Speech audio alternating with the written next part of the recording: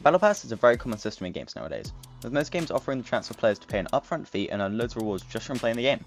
Fortnite was one of the first examples of this model, being a free game with a seasonal Battle Pass that costed 950 V-Bucks and offering over 100 rewards, including 1500 V-Bucks, giving you a full refund and extra. And while this all sounds very positive, there are some very clear issues that have only grown with time. Just before we get started with this, if you'd like to help me out, please consider using code Starlink89 to support me. I mean the absolute world if you could do that. #ad, #epic partner, of course. And while the whole Battle Pass system seems nearly perfect, it is not without its flaws. The biggest of these is the exclusivity of the cosmetics. Back when the system was first implemented, there was not much of an issue. In the earlier seasons, most people had picked up the Battle Pass that they wanted and maxed them out with no issues. And if they hadn't, there was a chance to pick up a counterpart from the item shop, such as Oblivion for Omega or Valkyrie for Ragnarok. However, as time went on and new people came to the game, they found themselves missing out on cosmetics that they would have loved. This issue escalated after the introduction of collaborations and Battle Passes during Chapter 2 Season 2, which became an everlasting trend that led to people being locked out of iconic characters, such as Doomslayer, Spider-Man, Optimus Prime, and more.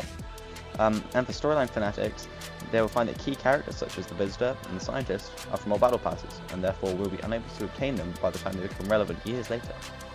And even original cosmetics won't see the light of day, with characters such as Drift, Healy, and Midas being locked behind all Battle Passes. All in all, it's led to hundreds of outfits, backblings, pickaxes, and more to be gone forever, only able to people who played within a certain 3-month window years ago. The best way of fixing this in my mind is giving the opportunity for Battle Pass cosmetics to return.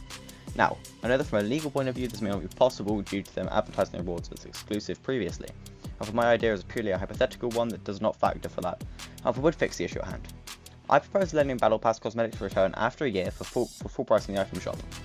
That way, there is a period of exclusivity for those who care about it. People who bought the Battle Pass are getting a major deal, having to only pay 950 V-Bucks for the set. And just to sweeten the deal, they can make it so that despite all the styles of the cosmetics returning, they can keep the super level style that's exclusive, incentivizing Battle Pass owners to grind to those higher levels for those exclusive styles, and also giving them more perks in the past. It's currently they're barely used in comparison to the base styles. And if they decide to do this, then they can make every skin with their matching cosmetics have super level styles going forward, and grant all Battle Pass skins super level styles, so the owners of these cosmetics still have something and are less likely to complain. Now, let's put my ideas into an example using Peter Griffin from the current Chapter 5 Season 1 Big Bang Battle Pass. Since the Chapter 5 Season 1 pass, released on December 3rd, 2023, he'll be able to return to the item shop from December 3rd, 2024. He himself would cost 2000 V-Bucks and include the Pinata Brian backbling, and comes in a bundle with the remainder of his cosmetics, such as the Scratcher pickaxe and the Peter Copter glider. He and his cosmetics would also be given the Expressionist, Prismatic, Terrazzo, and Glasswork styles, based on the season's super level styles, which would remain exclusive to original owners of his cosmetics. And if any owners missed out on these cosmetics, they'd be able to buy any missed out cosmetics or non-super level styles. Styles being purchasable for a few hundred V-Bucks. So in Peter's case, his golden plated style and his fancy styles would only cost a few hundred V-Bucks if the skin was already owned. And one of the other major issues with Battle Passes today is the structure. The first main issue is the way the Battle Pass is themed. Back in earlier seasons, you would have very clear themes like summer, superheroes, Halloween, which would all be clear from the content of the pass. But now, sometimes you'll see passes that there are cosmetics that don't feel fit for a Battle Pass, such as Fabio Sparklemania in Chapter 2 Season 8, Meow Skulls from Chapter 3 Season 4, Eternal Night from Chapter 2 Season 3, and more. These sometimes make the Battle Passes feel strange and unlikable, as the skins don't match the theme and vibe trying to be conveyed, and can feel disconnected from the rest of the season. This can also be the case with collaborations, with seasons like Chapter 4 Season 4 featuring Ahsoka, who did not at all fit with the rest of the Battle Pass, which was themed around heists. So, going forward, every theme season should have the cosmetics matching the theme of the Battle Pass, in my opinion, and non-matching should be left out to the item shop, which will create a better experience this season, which is one of the reasons why Chapter 2 Season 2 was so good, with all the outfits all tying back to the main theme of the season, with each being a secret agent from Midas and having their own little bit of lore. It makes it feel more like a coherent world. A few other small issues that I have with the state of the Battle Passes now is the way that cosmetics are placed and handled. I believe that the level 1, level 100 and bonus outfits should be original, as they are the ones that represent the season, and very often the lore. We've seen this done very well in the past, and this season is also a great example, as Hope and Valeria are both the first and final outfits unlocked, and are also related and drive the little bits of lore that we have forward. But the bonus outfit is still a collaboration, which doesn't quite have the same feel to it as the lore characters such as the Foundation, the Prisoner, Q Queen, and others had. And it may be a bit of a nitpick, but I would love it if they would spread out the vehicles that we get throughout the past, instead of being all on one page like we have for this season. I think that would be just nicer to have things unlock over time, rather than take up loads of space towards the end, and just be all unlocked at once, like on page 13. And while there are other issues with the Battle Pass, such as the way the V-Bucks are spread out, there are still loads of positives to the system, which I want to briefly touch on.